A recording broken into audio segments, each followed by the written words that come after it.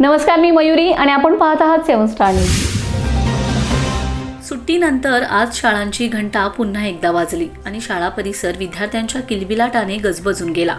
नव्या शैक्षणिक वर्षाच्या पहिल्याच दिवशी लेंगरे जिल्हा परिषद शाळेत विद्यार्थ्यांचे आमदार सुहास बाबर यांच्या प्रमुख उपस्थितीत स्वागत करण्यात आले। यावेळी नव्याने शाळेत प्रवेश घेणाऱ्या चिमुकल्यांना बैलगाडीतून शाळेत आणण्यात आले। विशेष म्हणजे आमदार सुहास बाबर यांनी स्वतः बैलांचा कासरा हातात घेत बैलगाडी शाळेच्या परिसरात आणले। या अनोख्या उपक्रमामुळे विद्यार्थी, पालक आणि ग्रामस्थांमध्ये उत्साहाचं वातावरण निर्माण झालं होतं। कार्यक्रमाला जिल्हा परिषद सदस्या मनीषा बागल यांचीही प्रमुख उपस्थिती होती। शाळेत येणाऱ्या विद्यार्थ्यांना गुलाबाची फुले देऊन स्वागत करण्यात आले। विद्यार्थ्यांवर फुलांचा वर्षाव करून त्यांच्या शैक्षणिक प्रवासाला शुभेच्छा देण्यात आल्या।